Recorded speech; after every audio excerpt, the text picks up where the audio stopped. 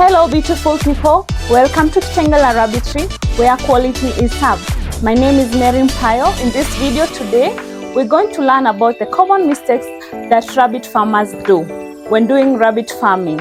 Stay tuned, like, subscribe and share. Thank you.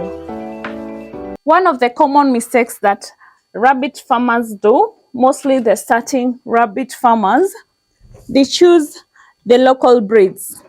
Yes, they might be cheaper, but they won't give you the required quality of breeds that you want to start in your farm. And those rabbits will not give you the required yield at the end of the day. You can see the hybrid rabbits that we have here. This rabbit will give you the required weight at the end of the day. This rabbit will attain its required weight when mature. When you want to slaughter it, it will give you the right yield. So do not rush to go and buy those local breeds thinking that it will give you the required weight at the end of the day. They won't. So you have to make an expense of going to get the high quality breeds. They might be expensive, but at the end of the day, they will give you the required weight when you're selling them for meat. And also, another mistake that the farmers do is going to get those local breeds. Maybe you have local females and you want to get a hybrid male. You want to do the crossbreeding. They won't still give you the required weight or required profit at the end of the day. Another mistake that rabbit farmers do is not keeping records. Record keeping is very important in your farm. One of the ways that you can keep records is filling it in a book. It's very easy. You can just fill it in a book. Fill it about your sales, your expenses, and also your breeding. How you're breeding your rabbits and which breed has breeded your rabbit, which day they're giving birth.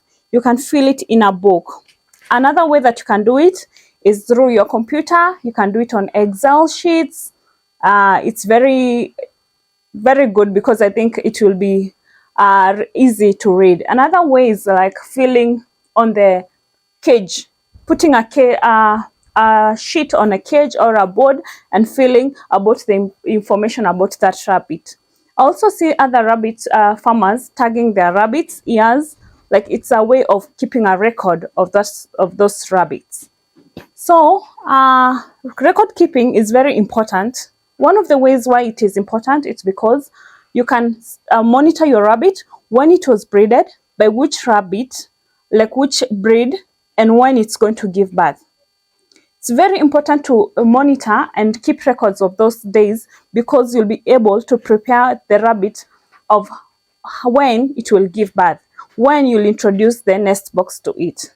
Another way why it is important to keep records is because you'll be able to monitor the performance of that rabbit.